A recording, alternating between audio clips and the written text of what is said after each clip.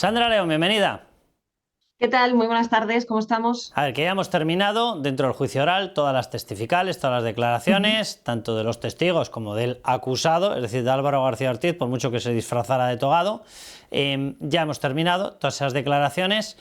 Esto está visto básicamente para sentencia. ¿Cómo lo ves? Yo tengo la sensación, Sandra, de que al final él tenía puestas muchas esperanzas en este juicio. Yo no sé si pensaba que gente como Almudena Lastra, la fiscal responsable de Madrid, o gente como Julián Salto, el fiscal al que sacaron del campo de fútbol para empezar a iniciar esa filtración, yo no sé si él pensaba que se iban a asustar, que se iban a amedrentar, que se iban a quedar callados. Yo tengo la sensación de que la jugada le está saliendo muy mal, o le ha salido muy mal a Álvaro García Ortiz, Sandra.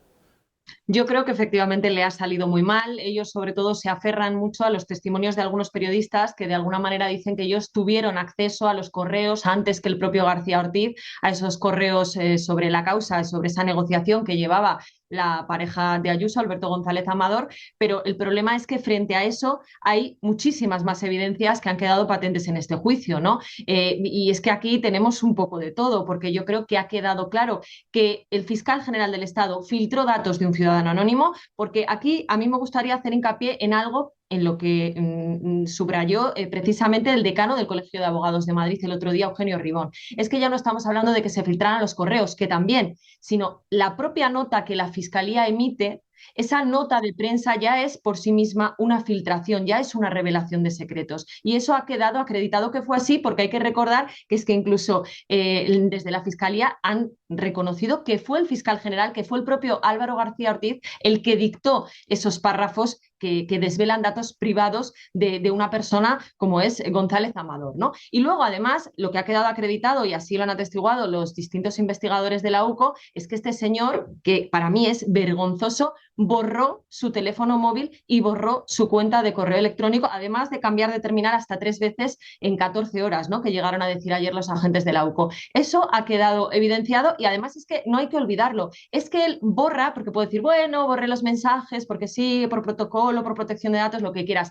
Qué casualidad, y esto hay que recordarlo, que borra los mensajes justo el mismo día que se abre una investigación contra él. Bueno, pues si esto no es sospechoso y esto no quiere decir que evidentemente tenía algo que ocultar, que baje Dios y lo vea, ¿no? Sí, hoy ha habido, vamos, estos días últimos ha habido algunas declaraciones, y me estoy refiriendo, por ejemplo, a las del teniente coronel Balas, el responsable de la UCO, que ha estado pendiente de toda esta investigación, igual que de otras de corrupción del Partido Socialista, y yo creo que han sido muy esclarecedoras, porque hasta el momento tenemos de distintos actos totalmente relevantes para poder enjuiciar lo que ha ocurrido. Tenemos el arranque de la cadena, que es cuando se le da la orden a Julián Salto de que pase toda la información que tenía. Julián Salto era la persona que estaba llevando este caso como fiscal y se le da la orden. Ahí ya tenemos certificada la autoría, no la ha discutido ni siquiera Álvaro García Ortiz, y la autoría, efectivamente, Julián Salto, el fiscal, la solicitó y dijo de quién viene la orden. Bueno, y la orden se le certificó que venía del fiscal general. Es decir... Y no solo eso, sino que se le certificó que esa orden venía dada porque era el novio de Ayuso, que eso es fundamental. No, totalmente. O sea, pero voy más a la presencia de Álvaro García Ortiz. Luego, si te parece, vamos al contenido de los actos, ¿no? Pero en el inicio de esa cadena ya tenemos certificada que la acción principal, la orden, viene de Álvaro García Ortiz. Luego tenemos ahí un ínterin en el cual, efectivamente, porque ha destruido todas las pruebas, no hay manera de comprobarlo. Si él fue el que hizo la famosa filtración a los periodistas de periódicos de izquierdas. Pero luego vuelve a abrirse. ¿Por qué? Porque tenemos los correos de Pilar Rodríguez, de Pilar Cianuro, los mensajes. Y en esos mensajes está certificado, esos no los pudieron borrar, no llegaron a tiempo, y ahí se vuelve a ver que la autoría de nuevo, la certificación de que salga la nota de prensa, vuelve a aparecer de Álvaro García Ortiz. Tenemos el testimonio de Maredo, la directora de comunicación, que dice, es que además esa nota de prensa no solamente es que él diera la orden de enviarla, es que él la dictó personalmente. De nuevo aparece la autoría. Tenemos la propia autoría porque él da una rueda de prensa y él dice, si alguien busca al responsable de esa nota de prensa, soy yo. Es decir, él mismo certificó en su momento la autoría. Bueno, tenemos 4, 5, 6 momentos en los cuales está certificada la autoría. El único momento en el que no tenemos certificación de la autoría es justo en el que él ha borrado las pruebas. O sea, a mí me hace mucha gracia el razonamiento jurídico de algunos. Dicen, no, falta la prueba clave. No, perdone. O sea, si todos los momentos de certificación de la autoría son suyos, lo lógico es pensar que en esta la autoría era suya. Y con eso, y por jurisprudencia del Tribunal Supremo, claro que se puede condenar a una persona.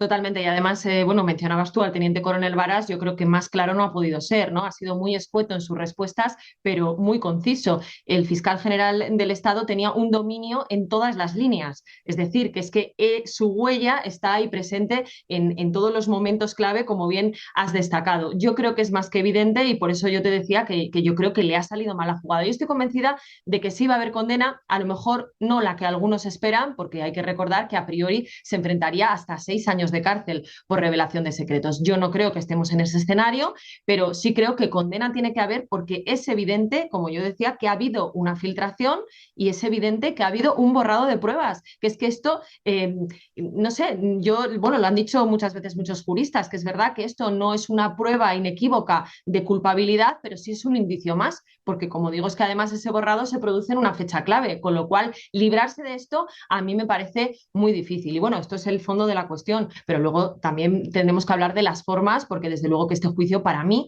ha sido una vergüenza de principio a fin, amén de que haya sido la primera vez en la historia que tenemos que ver a un fiscal general del Estado imputado y sentado en el banquillo de los acusados, pues luego las formas en las que se ha desarrollado todo y la chulería con la que ha actuado y ha respondido en muchas ocasiones a lo largo de estos días. Fíjate, pues analizado lo que serían los tiempos de esta cadena de actos, vámonos efectivamente al fondo. En el fondo tenemos que al fiscal Salto se le saca y cuando dice, pero ¿por qué este interés en un tal Alberto González Amador? Y efectivamente, claro, como tú decías, se le dice, no, es que el interés es porque tiene una relación sentimental con la presidenta de la Comunidad de Madrid. ¿Vale? Hay que recordarlo, en la conversación en la que ya se ha certificado que el autor de esa orden es Álvaro García Ortiz. ¿Vale? O sea, el fondo es ir contra Ayuso. Luego reaparece él. Y cuando ya se hace pública la filtración y él se pone a defenderla, él lo que dice es que claro que hay que hacerlo, que por supuesto que hay que hacerlo porque hay que defender la verdad y hay que ganar el relato. Dices, ¿qué relato? ¿Qué relato tiene la Fiscalía? No, el relato de nuevo era político. Luego aparece de nuevo en los mensajes filtrados a Moncloa. Es verdad que como ha borrado los mensajes no sabemos si los reenvió, pero aparecen en Moncloa. Eso sí que lo sabemos porque tenemos los famosos mensajes entregados ante notario por Juan Lobato y era de Pilar Sánchez Acera, miembro del gabinete de Moncloa. Y ahí de nuevo lo que se hace es utilizar eso para acabar con una rival política. Es decir, en el fondo, de nuevo hay un fin que no tiene nada que ver con la finalidad de la Fiscalía. Es un fin político. Y él, por cierto, yo creo que ha metido la pata incluso en la despedida. Esa frase que le habrá hecho mucha gracia vuelve a demostrar que como jurista es penoso. Álvaro García Ortiz es lamentable como jurista. Esa historia de despedirse diciendo la verdad no se filtra, la verdad se defiende, es una declaración de autoridad de que lo ha filtrado él. Claro, ¿cómo que la verdad se defiende, la verdad no se filtra? O sea, ¿me estás diciendo que para ti filtrarlo es igual que defenderlo? ¿Que te da olímpicamente lo mismo? ¿Que si consideras que esa es tu verdad, la tienes que filtrar? Claro, es el fin justifica los medios, ¿no? Que es lo que ha venido a defender el gobierno en todo este asunto desde el primer momento, ¿no? Y por eso es verdad que llamó mucho la atención cuando utilizó esa frase de despedida que según él, alguna persona a la que no conocía se le había dicho, ¿no? La verdad no se filtra, la verdad se defiende. Bueno, los hechos están ahí. Eso, o que se ha encontrado la frase en la galleta de telechino del chino que había pedido para comer, ¿eh? Porque bueno, tiene un nivel jurídico el amigo que no veas, ¿eh? Sí, llamémosle X, pero luego es verdad que tú citabas algo que es importantísimo, que también es ese segundo episodio con Pilar Sánchez Acera, la que era la mano derecha de Óscar López cuando estaba de jefe de gabinete de presidencia, mandándole el famoso correo a Juan Lobato para que lo mostrara en la Asamblea de Madrid para acabar con Ayuso. Y ahí los agentes han sido muy claros y han dicho, no, perdona, o sea, cuando esta mujer, Juan Lobato, que él sabía perfectamente a lo que se exponía y que eso podía ser una revelación de secretos, le dice, oiga, ¿este correo de dónde viene? A ver si van a pensar que mal de mí, ¿no? Y ella no es capaz de decirle de dónde viene. Lo tienen los medios. Y luego de todas formas le dice, no te preocupes porque cuando tú lo tengas que mostrar ya va a estar en los medios. Y efectivamente, cuando ya lo tiene que mostrar, ya lo ha publicado el Plural. Durante estos días hemos escuchado que hay muchos medios que ya lo tenían, que no sé qué, que es a lo que se aferra, ¿no? Desde la izquierda. Claro, lo que han dicho los agentes de la UCO es algo muy sencillo. Si esto era un tema candente y todos tenían el correo, ¿por qué nadie lo publicó? No, pero fíjate, Sandra, que es una cosa maravillosa, porque estos periodistas que algunos nos los han puesto como un modelo de ética periodística, tócate las narices, resulta que tenían un material tan potente, tan sensible, tan vital para la población, que se lo guardaron hasta que el fiscal general saca de un campo de fútbol al fiscal que lleva el caso. Oye, qué casualidad. O sea, era tan importante, tan potente, te picaba tanto en los bolsillos, no podías contener la noticia, que esperaste hasta que hizo el primer movimiento el fiscal general. Toma ya con el modelo de ética periodística, ¿eh? Totalmente, totalmente. Por eso digo que hay muchos frentes para analizar. Y luego está el tema de las formas que no me gustaría que dejáramos pasar por alto. Bueno, amén de cómo empezó el juicio, que hay que recordar, con un Álvaro García Ortiz que entra por la puerta del Tribunal Supremo reservada a las autoridades, que se sienta en el estrado en lugar de en el banquillo, que se pone la toga para dejar claro que quién es él, ¿no? Y que no es cualquier otro ciudadano de a pie. Que viene Para además... dejar claro que es otro de los que arrastra la toga por el polvo del camino, sí. Ya, eso es, sí, sí, qué tiempos. Cuando también además hay que recordar que él entra en el Tribunal Supremo después de que algunos compañeros le hagan incluso un paseillo con un aplauso vergonzoso. O sea, aplaudimos a un señor que está imputado, aplaudimos a un señor que se enfrenta a 6 años de cárcel por revelar secretos, por filtrar datos privados, insisto, de un ciudadano anónimo. Pues bueno, que este es borra el nivel de la pruebas. democracia. Sandra, ¿Cómo? un grupo de fiscales aplaudiendo a alguien que borra pruebas. Efectivamente, y que borra pruebas, o sea, que cualquier persona borre pruebas en un caso en el que se le investiga me parece un escándalo, pero que lo haga alguien que teóricamente debe ser el máximo garante de la legalidad, pues es que ya no sé cómo entonces hay que llamarlo, pero desde luego que aplaudir eso es una A ver, vergüenza. es que a todos estos fiscales que aplaudieron al fiscal borrador del Estado habría que preguntarles. Vamos a ver, cuando entraron en la sede de Génova y se encontraron un disco duro formateado, que todos dijeron aquello de que había sido destruido a martillazos, ¿qué opinaron? ¿Fueron críticos? Sí, ¿verdad? Con razón, Claro, por supuesto. sí, Ah, que si lo hace uno de los tuyos, entonces mola mogollón. entonces no. O sea, es un tipo de razonamiento jurídico muy elevado, a la altura más o menos Sí. del nivel jurista de este señor, de Álvaro García Ortiz.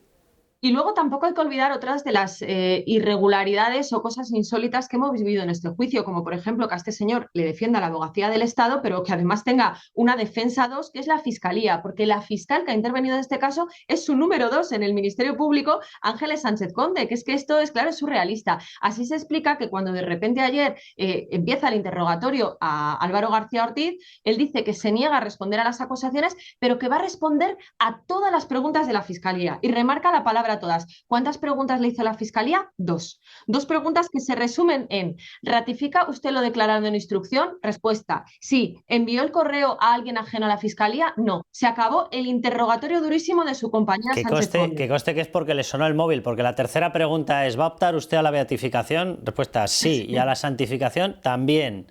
También. Yo, Pues eso, entonces hemos vivido un juicio que, además de lo insólito, por el hecho de tener que ver a un fiscal general del Estado sentado por primera vez en el banquillo de los acusados, es que ha sido una vergüenza de principio a fin y una auténtica tomadura de pelo, luego a mí, acorde sí. a los tiempos que corren, claro, con este gobierno. A mí me ha hecho mucha gracia la interpretación por la prensa, ¿no? La prensa de izquierda diciendo: no se ha depositado ni una nueva prueba contra Álvaro García Ortiz. A ver, señores míos, simplemente ya curso acelerado en materia De jurídica. derechos, sí. Las pruebas en el juicio oral se practican, no se aportan. Las pruebas se aportan en la fase de instrucción. No se ha aportado ninguna nueva porque ya estaban todas aportadas. Claro. Por eso se decidió que había indicios penales más que sólidos para llevarlo al banquillo, por mucho que él se escondiera detrás de una toga y en estrados. Entonces, de verdad, a ver si ponemos, no sé, un poquito al día los conocimientos jurídicos, alguno que los ponga al año, ¿no? Porque creo que no debe tener ni uno. Pero vamos a ver, lo que se ha hecho es la práctica de la prueba, y lo que no ha hecho ni tan siquiera, ni siquiera lo ha intentado, ha sido defender el fondo del asunto. Es decir, en lo único en lo que se ha basado la defensa de Álvaro García Ortiz es en la inexistencia de las pruebas que le había borrado. Ha sido el único apoyo, vamos, en resumidas cuentas, que si sale absuelto de esta, lo que ha sido absuelto ha sido una práctica con la cual cualquier delincuente se puede librar de cualquier condena. Porque sería, No, claro, es que efectivamente, desde el momento en el que el fiscal general del Estado borra su móvil, borra su mail, además el mismo día, yo insisto, soy muy pesada con esto, pero es que me parece fundamental, el mismo día en que se abre una causa contra él, si borra pruebas, pues el que no va a hacer el resto de la gente. Oiga, si es que lo hace el fiscal general del Estado, ¿por qué no lo voy a hacer yo? a mí me hace mucha gracia porque la prensa de izquierdas decía: él no tiene que demostrar su inocencia. No, si eso nos lo sabemos. De hecho, nos encantaría, por ejemplo, que con Hacienda fuera igual. Nos encantaría. Sí. Ahora, dicho eso, existe una cosa que se llama coartadas y se utilizan. Porque cuando tienes indicios, 14, 15, muy poderosos, el tema del borrado de las pruebas, el tema del reconocimiento, cuando le dice a Almudena Lastra aquella famosa frase de: lo has filtrado tú, y él dice: eso ahora no Eso no importa. importa. Toma pedazo de frase. El dictado de la nota. Hay en torno a 14, 15 indicios poderosísimos. Cuando tienes eso, claro que tú no tienes que demostrar. No, pero es que los 14, 15 están demostrando que eres culpable. A partir de ahí no es que tú tengas que demostrar la inocencia. Es que puedes, si quieres, si no quieres no lo hagas, puedes intentar desmontar esos argumentos que te conducen a la culpabilidad, o mejor dicho, a sentenciar la culpabilidad. No ha hecho ni un solo movimiento para intentar tumbar ninguno de los 14, 15 indicios poderosos. Lo único que ha hecho es decir, no existe la prueba definitiva de la pistola humeante porque yo me he encargado de borrarla. Y de todas formas, déjame que te diga, porque de todo lo que ha dicho, hay una frase que él dijo ayer en el inicio de su comparecencia que a mí me parece, bueno, una tomadura de pelo más, porque es verdad que es un suma y sigue, ¿no? Pero dice, soy el fiscal general del Estado y tengo absoluto respeto a los perjudicados en el proceso penal. Pues menos mal, ¿no? Porque si no, no sé a dónde llegaríamos. O sea, a mí lo que me parece es que si este gobierno se ríe habitualmente de nosotros, por desgracia, pues el fiscal general del Estado es una pieza más. Claro, tiene un buen maestro en un señor que se llama Pedro Sánchez, que esta semana además lo ha vuelto a demostrar en el Congreso de los Diputados, donde tenía que comparecer para hablar, entre otras cosas, de corrupción, y él pues ha hecho exactamente lo mismo, reírse de todos. Bueno, vamos a dejarlo aquí. Yo, como colofón a su defensa, simplemente le hubiese recomendado que al marcharse, en vez de decir frases de estas de las galletas de los telechinos, la verdad no se filtra, la verdad se defiende, que hubiese hecho como su adorado presidente. ¿Es usted culpable? No me consta. Ya está, muy básico, ya está, muy sencillo. No me consta. 3, se lo puede aprender hasta él. Sandra, que veremos el resultado de todo esto. Aquí estaremos para contar cuando tengamos sentencia. Un beso. Hasta la próxima semana. Adiós. Genial.